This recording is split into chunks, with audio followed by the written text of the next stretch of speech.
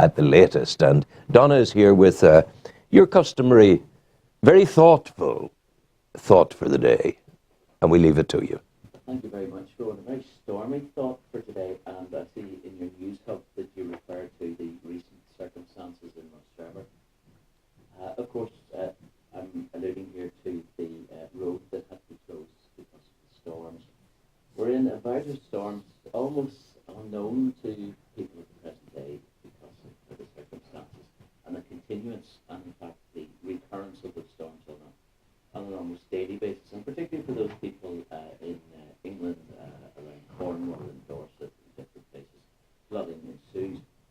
Storms are not new to us. They've been here for centuries. People have been writing about them before Shakespeare, from the Iliad and other parts of the world. So storms are with us, but storms pass. The current storms are pretty severe. They've been pretty scary for some people. As we mentioned, road closures, and on some occasions death has come because of them. We all have storms in our lives, those storms that we see in a physical sense, but perhaps in an emotional sense and in our daily lives. That storm that comes from bills having to be paid, children having to be brought to school, just the everyday life that we lead. And it's become more hectic for many people since the middle of the 20th century onwards. I've had a personal storm or two myself through circumstances, found myself in a place that wasn't good, what they describe as a psychotic episode. A maelstrom, they might describe it in places like Finland and Denmark, where the tides and the ocean construe to bring about a storm within the sea. That personal storm was very difficult for me. Afterwards, a depression almost like the doldrums. I came through that personal storm, not by my own volition, but by help from others. Storms do end. My storm certainly ended, thankfully, as I say, through the intervention of others. And once through that storm, a realization that I had to build resilience so that I was able to cope with that storm again. I want to share with you a poem that's been written by a friend of mine. She is an artist who lives in Cavan, or on the borders of Cavan, Roisin Duffy. This is called The Swimmer, and it's about a swimmer who found himself in the middle of a storm. He's a swimmer, not a sinker, determined not to go under the first time, never mind the third. He holds tight to the bird, his talisman, his crutch, his good luck charm, and lets the waves roll past. I will not drown, he says, in the storm and the mayhem, under the water's weight. I will use what I have to cling on to save me, to pull me back to the shore. I will not drift, unheeding of the dangerous currents that will tug me this way and that. I will keep my head above water, my mind above matter, an unending hope in my head. I will fight, I will struggle to the bitter end of survival, but I will not go down. Against the cold sea he raged, against his own fear and terror, the seductive voice of surrender. Ignoring all but instinctual self-preservation, he swam for his life, and he did not go under. Let's hope that that's a place that you and I can be, with some resilience, sharing with others. The other circumstance that one realizes too, that you have to go through a storm to come out the other side, that to have sunlight sometimes and to enjoy and to appreciate that sunlight and that rainbow, you have to come through the storm and then the rainbow arrives that you can enjoy, and the same with your life too. This is a final quote from Junior Reynolds, who has written a complete book on weathering the storm. Realize that the test you endure will mold your character, persona and will. The more heartbreak and pain you will feel with your trials in life, the greater your joy and glory. That will be once you overcome. Not if, not possibly, not maybe, but once you have overcome. So that's your thought for the day. Yeah. Very solid. Thank you. As I say, a thoughtful thought for the day. You can get them in many forms and facets, but that was huge. Very tempted to lean to the saints again, because it was St. Valentine's Day. Yes. But I wouldn't have liked to have embarrassed and shamed you to let you know that I have received a couple this time round. Well, you're very blessed. I've received none, and I'm very, very miffed about that altogether. But listen to me, you have something good coming up this week. I have indeed. On Friday, I'm taking part in a walk in southern Spain later in the year to raise money for the hospice. And part of the way of raising that money, I have the opportunity for a facility, the bathhouse, which is just opposite Olive on the canal. Not many people know about it, Rowan. I'm not sure if you've been in the building yourself. I know the building, yes. It's a beautiful building inside. It was built in the 1880s, as far as I'm aware.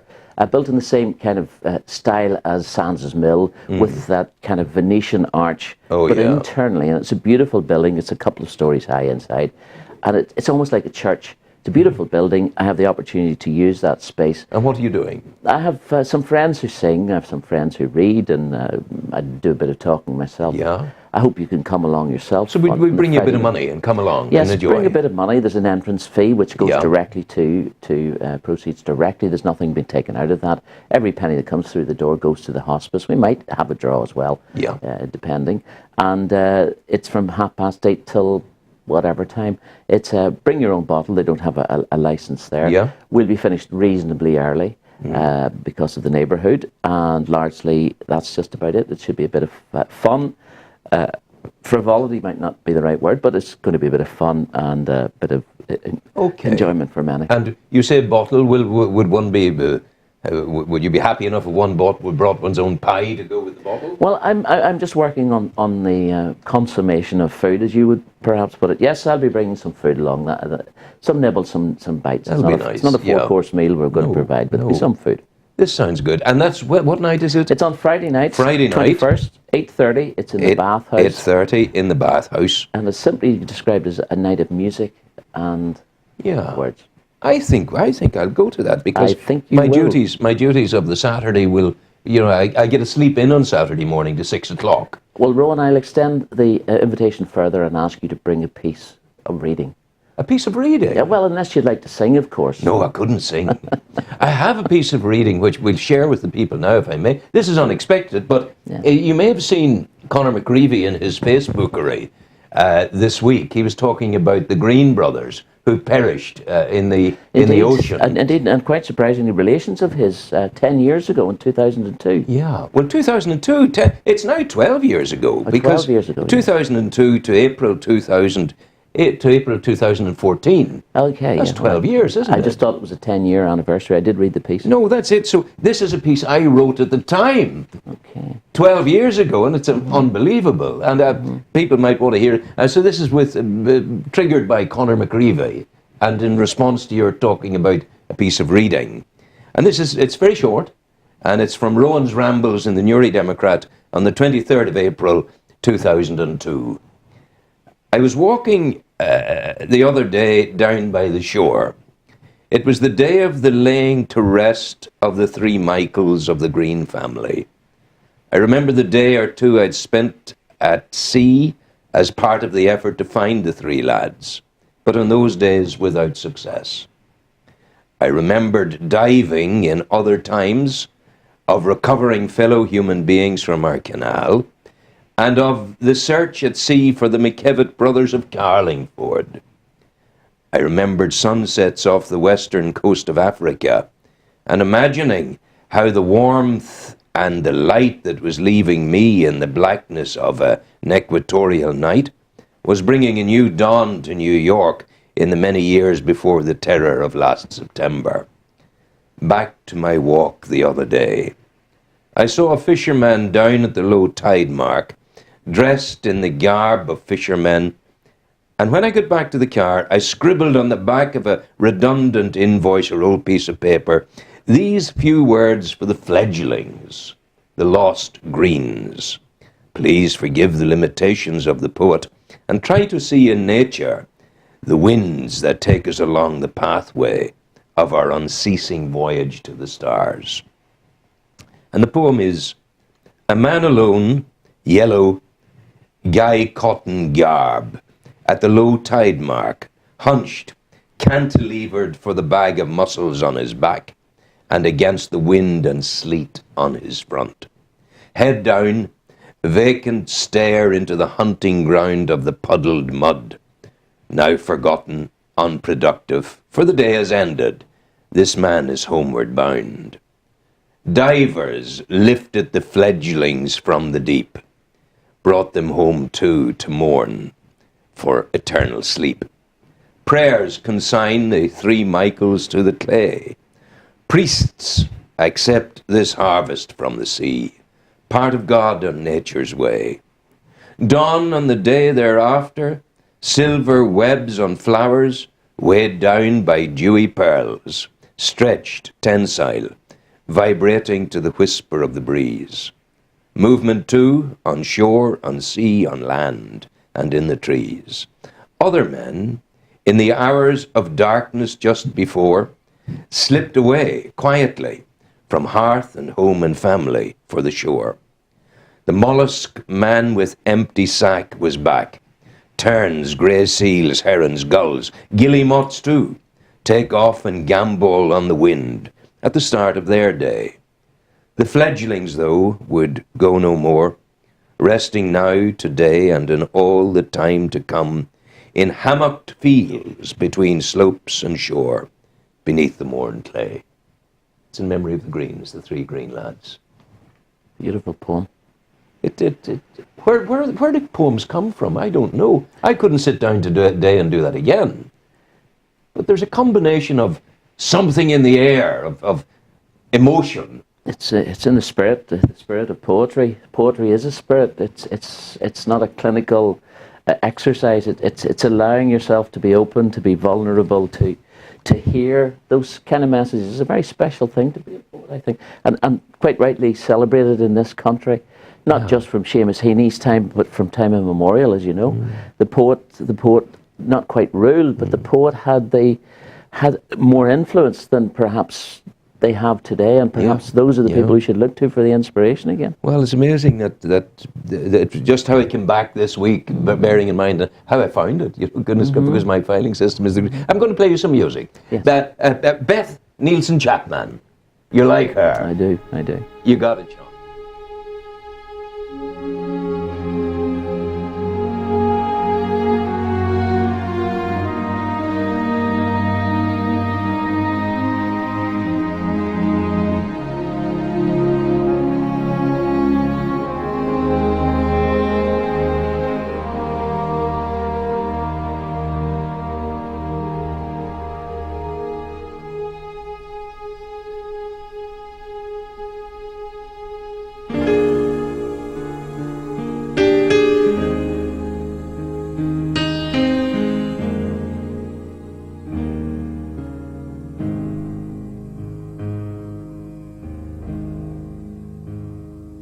There's a light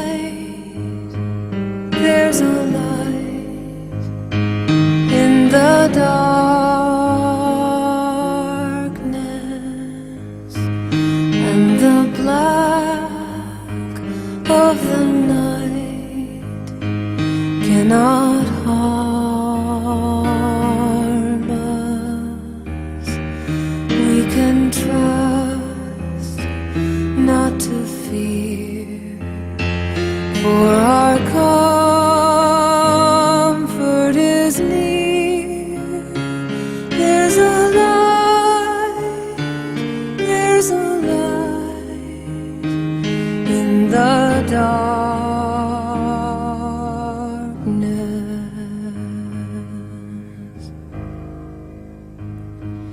It will rain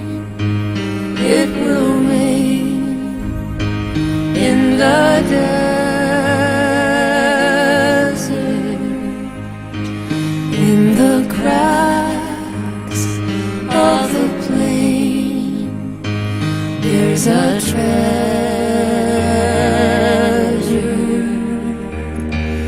like the thirst of the sea. We await, we believe it will rain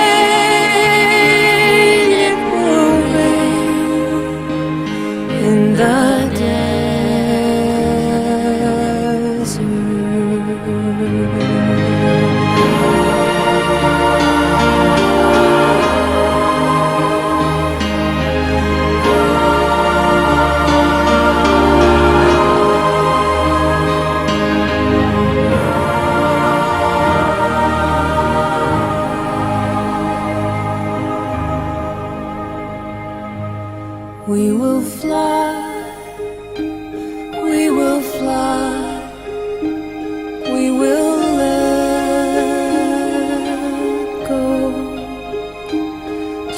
this world we will die, but our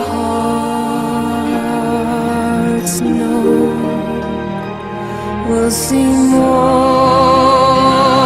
on that side when the door opens wide.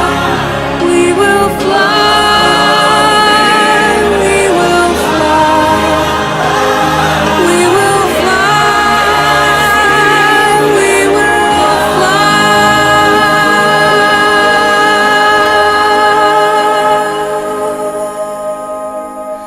We will all